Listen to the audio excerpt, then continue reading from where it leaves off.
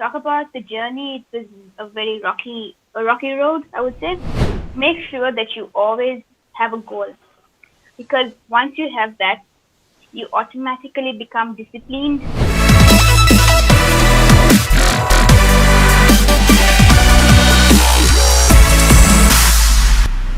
Good evening, everyone. My name is Shikari Pera, and welcome to the second episode of The Secret of Balance. So, today we're gonna sit down virtually with Fathoum Issadeen. Welcome and thank you so much for being a guest speaker. So, Thank you so Fathoum much. Issadeen is a Sri Lankan female squash player. She won the bronze medal in the team event at the South Asian Games in 2016, Guwahati, India, and also at the South Asian Games in 2019 in Nepal. So it is evident that you have achieved a tremendous amount. What was the journey like, and how did you get where you are today in terms of your career? So, talk about the journey, it was a rocky road, I would say. A lot of downs to get to a certain point, and it was challenging, very challenging.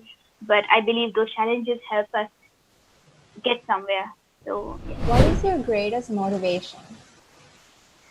for me, it's trying to be better than I was yesterday, and having goals.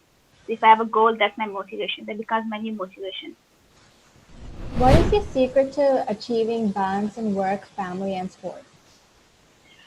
So for me, priority after the religion, of course, is family and then the sport. So, but of course, for me, my career is my sport. So I like to have a balance, the same balance, and I believe it's very important that we balance family and sports and education and careers that we do. So for me, it's utmost important to have a good balance. In your perspective, what do you think was the biggest challenge that you had to overcome as an individual? So again, depending if it was my career in sports, it was me trying to become the national champion, which was a very challenging. It wasn't easy because at that point there was a lot of issues within and outside. So for me, overcoming them was with the help of, alhamdulillah, with the help of my family and my coaches. So that's how I overcame that. For me, it was one of the biggest hurdles I had in my career. How do you identify your priorities? So when you say identify your priorities, I would say, okay, now in my case, why when I study, I know I have to finish my course. Say it's a 3-year course, I know in 3 years I have to finish it. So that becomes a priority. So I make sure that every day I do a little bit to get there. So in my career, it's my sport. So in my sport, I meant. So every day I make sure I do the necessary practice to get achieve my goal.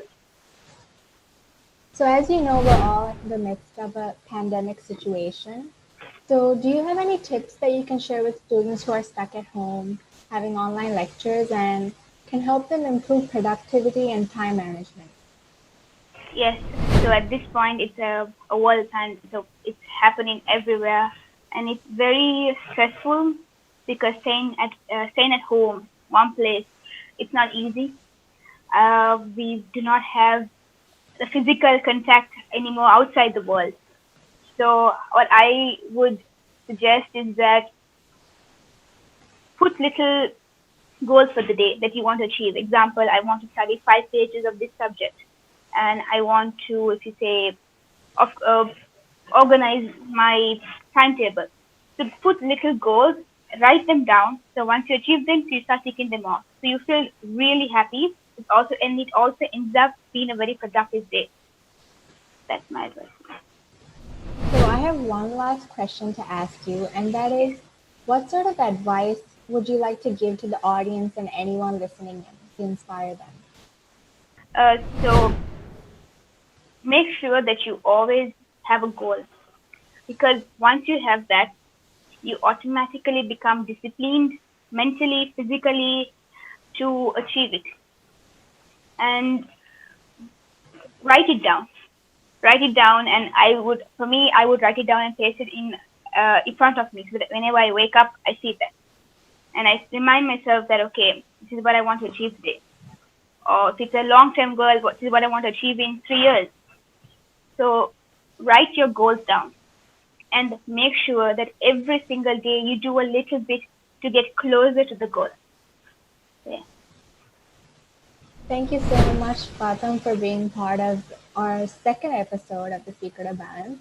Thank you so much for being here.